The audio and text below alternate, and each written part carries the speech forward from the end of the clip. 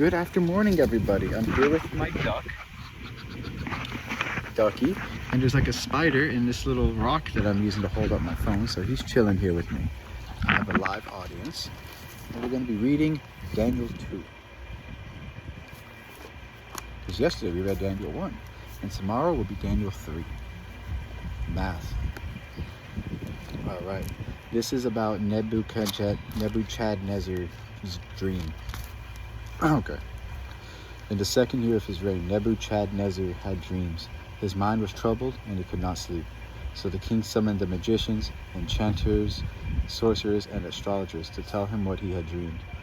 When they came in and stood before the king, he said to them, "I have had a dream that troubles me, and I want to know what it means."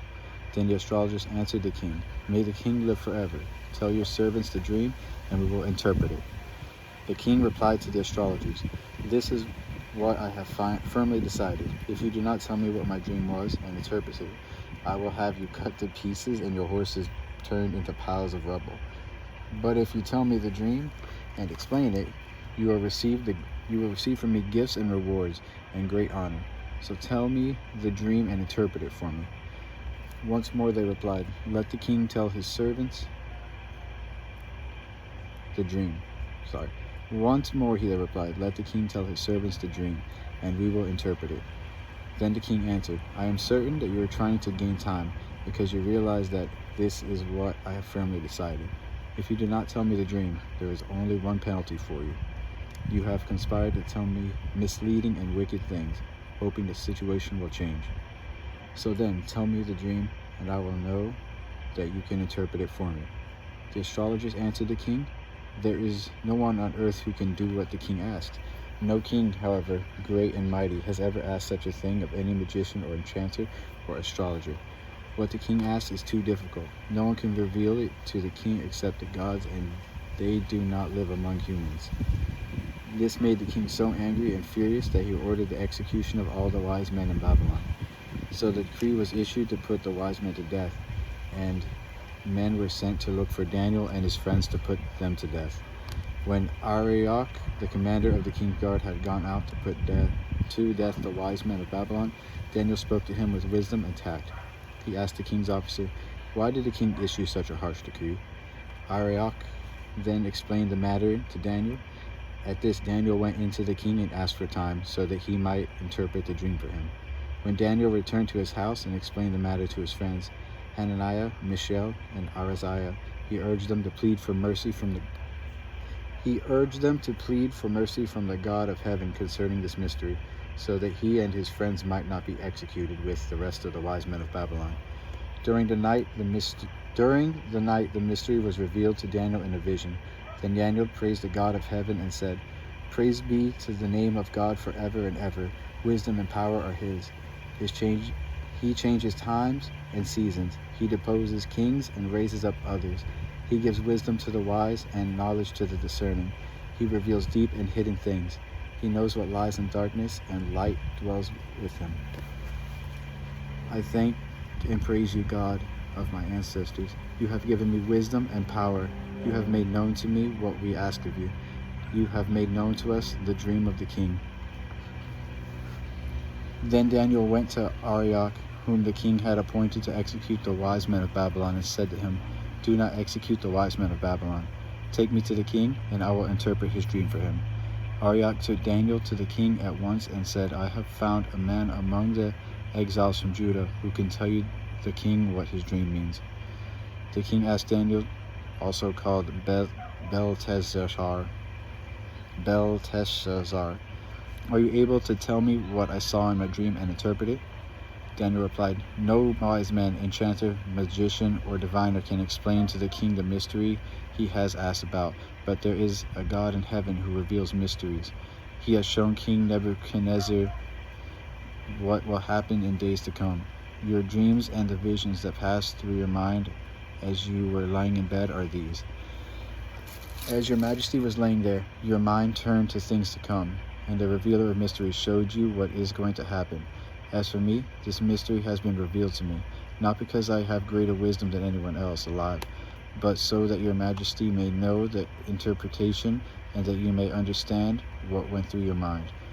Your Majesty looked, and there before us you stood a large statue, an enormous, dazzling statue, awesome in appearance. The head of the statue was made of pure gold, its chest and arms of silver, its belly and thighs of bronze, its legs of iron, its feet partly of iron and partly of baked clay.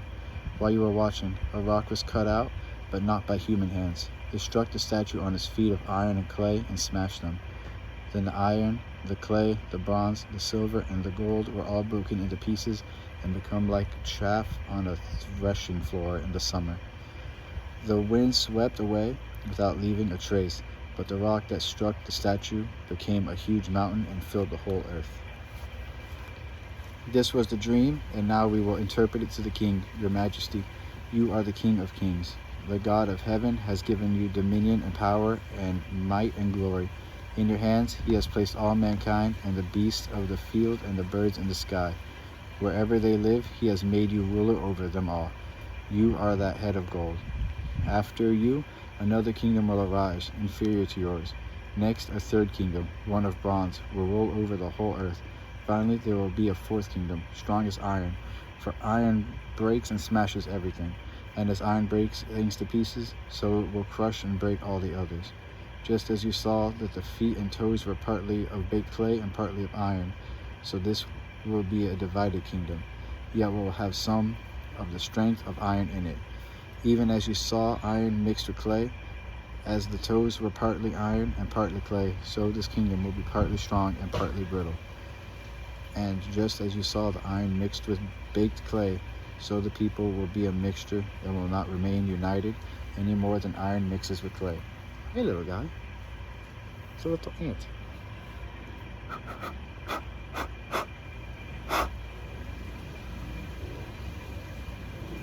He went flying. All right. Daniel 2, verse 44.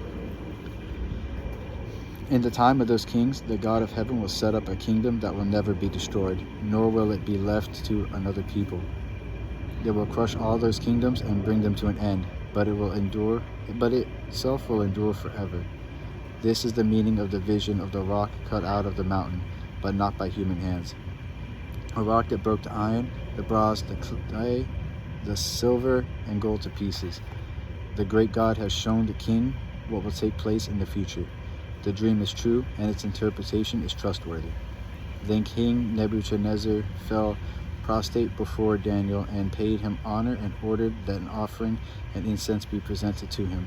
The king said to Daniel, "Surely your God is the God of gods and the Lord of kings and the revealer of mysteries, for you are able to reveal this mystery." Critters out there. 48. Then the king placed Daniel in a high position and lavished many gifts on him. He made him a ruler over the entire province of Babylon and placed him in charge of all its wise men. Moreover, at Daniel's request, the king appointed Shadrach, Meshach, and Abednego administrators over the province of Babylon, while Daniel himself remained at the royal court. That's number 3. Okay. I'm going to repeat one part that I had just read. Where was it? The king said to Daniel, "Surely your God is the God of gods and the Lord of kings and a revealer of mysteries, for you were able to reveal this mystery." 47. And that is what I got from out of that. God is the revealer of mysteries, the creator of all, the King of kings, the Lord of lords. Blessed is his name. Have a great day. I'll see you guys tomorrow. Y'all should